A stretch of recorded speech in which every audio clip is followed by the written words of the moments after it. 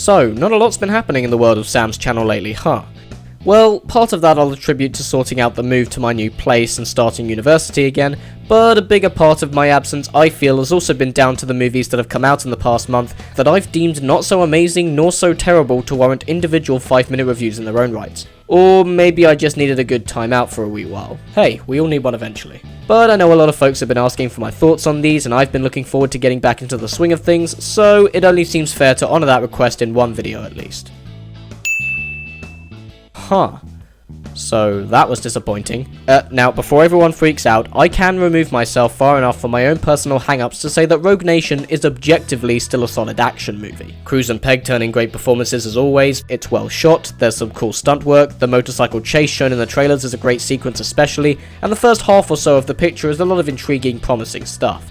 But otherwise, what a wasted opportunity. You'd think having the plot surround stopping an organisation that do the exact same thing as IMF but for evil would lend itself to some refreshing and unique, perfectly symmetrical violence sequences, but instead such a promising element takes a back seat to a tediously boring everyone's double-crossing everyone plot full of gotchas. There is one bit towards the start where they do pull that type of gag, but if anything it just makes the lack of any more moments like it more noticeable. Rebecca Ferguson is a good actress and she rocks the swimsuit, but here she plays a generic femme fatale archetype whose actions you can see coming a mile away. Jeremy Renner gets shockingly little to do. The finale is really underwhelming. It's lacking the constant thrilling paces and directions of either J.J. Abrams or Brad Bird, and for a franchise that practically wrote the book on imaginative heist set pieces, the scenarios this time round feel uninspired and lazy. I understand that perhaps director Christopher McQuarrie is trying to scale things back into a more restrained universe, but the cartoonishness of its predecessors is part of what really makes this series of films so unique and enjoyable, in my humble opinion. Let it be said, however, that watching Tom Cruise do his thing never gets old, since he puts his all into these and it's clear he really loves his job. The exotic locations are fun, and it's always nice to see Alec Baldwin show up in movies. And while it's still a sleek spy movie with a refreshing sense of classiness that I can't recall having seen before in the franchise, and it's an entertaining enough piece overall, I still walked away disappointed and found the whole thing a massive step down from Mission Impossible 3 and Ghost Protocol, which I thought were both tremendous.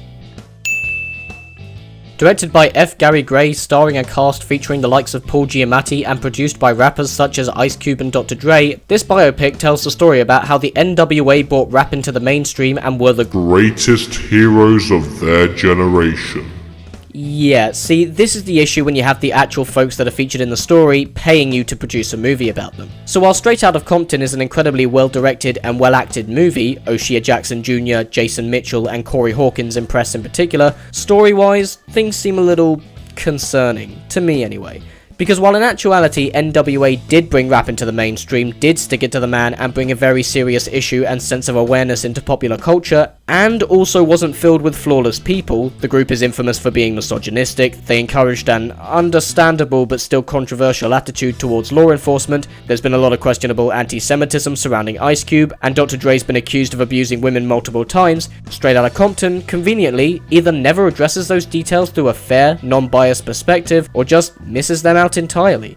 And while I understand that rap fans have been waiting a long time for this kind of movie, and even I grew quite interested in seeing it as well, the whole point of biopics and what makes them so compelling is the ambiguity of the characters. No one is perfect in the real world, and to pretend otherwise is to rob the viewer of a more faithful telling of the actual events. I will say, however, that I really enjoyed the first hour. I always get a kick out of stories in which the characters pursue their passions regardless of circumstance or financial stability, and it's good fun seeing the rap group get formed, especially once Giamatti enters the mix. Structurally it does fall into the rise and fall plotting, which is starting to feel a little cliche on my end, but if nothing else, like I said, the performances are all on point, and even if the narrative has been filtered, let's say, at least it's still interesting to watch. Though it most definitely could have been shorter. I did not sit down expecting an Avengers runtime there.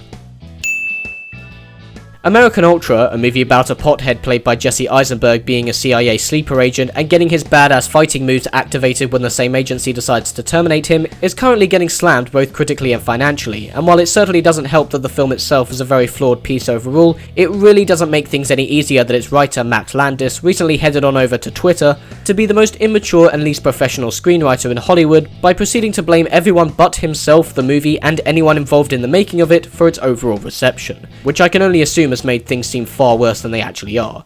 Because all that aside, well, I quite liked it. Like I said, we're not dealing with anything that's beyond the rating of okay at best, but in terms of visceral, in-the-moment personal enjoyment, I found this to be good fun. My biggest criticism would be how tonally confused it is. It feels like the filmmakers are aiming for a Matthew Vaughn, Kingsman Kick-Ass type vibe, but the script just isn't there, and its lazy plotting and runtime leaves us with an awful lot of promise and not much execution. But still, I enjoyed the action, I found Eisenberg funny enough, I even bought the chemistry between him and Stewart, and I won't lie, Topher Grace is awesome in this. Clearly the director just told him to be angry all the time, and while there's next to no reasoning or motivation behind his character whatsoever, he gives it 110%, and holy shit does it entertain. Legend is a biopic surrounding the rise of British gangsters, the Kray twins, and features Tom Hardy in the lead roles playing both characters Ronald and Reginald. I'd like to imagine the most significant thing this is seeking to offer are those two performances, which are truly magnificent, and in that aspect, Legend is a hell of a watch. You forget you're watching the same actor, they do a lot of clever things with the camera work, and I can't recall one bad effect throughout the entire runtime, but none of that would have mattered if Hardy couldn't pull it off, and this is definitely one of the more standout moments of his career. Hey, remember Star Trek Nemesis?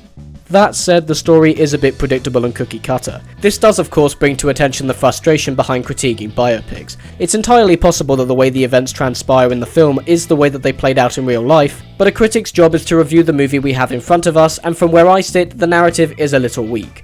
Script-wise, however, I do think something extra has been added in terms of ambiguity with the twins as characters, in the sense that two men whom were definitely bad people do exhibit moments of compassion and kindness, that shade of grey being something Compton got wrong, and it works in adding that extra bit of fat to the screenplay that should allow material like this to stand the test of time. While I admittedly didn't love it, it's still a solid, intense, and occasionally funny view, if a bit too long. There's nothing particularly transcendent story-wise that you haven't seen before, and there's an ongoing voiceover narration I'm not sure entirely works either, but Hardy's performance really does impress.